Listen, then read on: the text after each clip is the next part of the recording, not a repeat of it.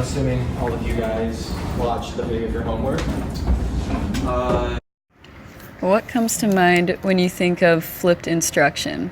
Strangely enough, it's as crazy as it sounds. The official definition would be students can learn content at home outside of class, which can apply to the next day in class when they discuss and do problems with the information. Here are the steps to flipping a classroom. The best thing is to get the parents and the faculty on board for flipping a classroom. It's good to have their support and assistance so that they can help their student at home knowing what you're teaching them and how you're going to do that. Therefore, they'll have an easier time of supporting you as a teacher whenever their kids have trouble learning.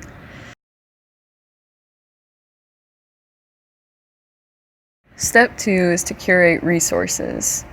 You'll want to build a collection of online resources that students can use so that they'll have unlimited access to the content.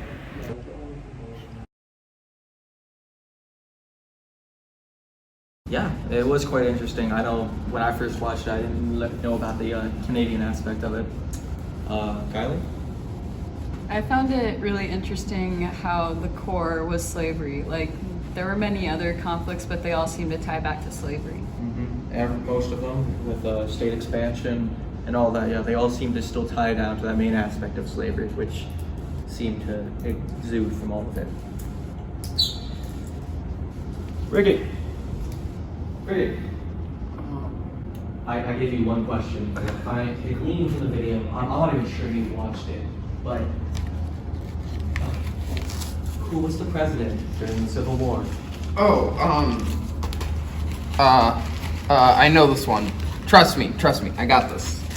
I wrote it down. You have to get it so Robert E. Lee. I'll give you half points.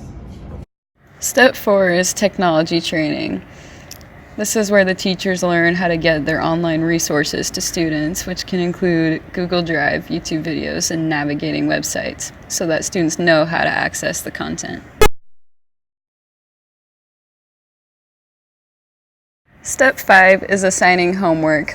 Homework is the learning time. This is where the online resources are used, and the teacher assigns the students what to do when they get home and what they'll be discussing when they come back to class. Step 6 is students working on classroom problems. This is where the students apply the concepts that they learned at home when they're in class, and this gives the teacher opportunity to help them one-on-one. Step 7 is independent learning. Students can take in the content at their own pace, allowing them for a more fulfilling lesson. And this also helps kids with special needs get the accommodations they need, and it gives them the time they need as well, so that they aren't learning too fast. Step 8 is peer tutoring. This allows students to form a closer connection with each other, which is also a way of teaching each other and helping each other out.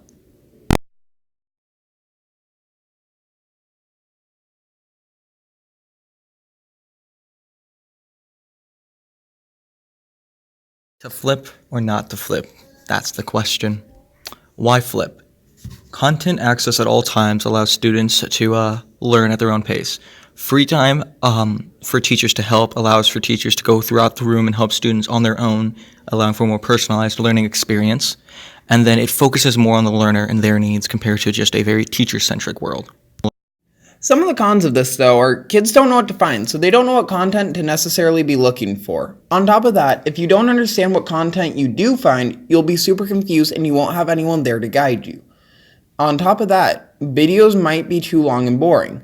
If the video isn't interesting to the student, then there's no way to change that on the spot like what a teacher can. You can see there's a variety of benefits and different challenges that come with a flipped classroom. Ultimately, it comes down to your ability as a teacher to distribute content without you there, as well as your students' own ability to soak in the information on their own.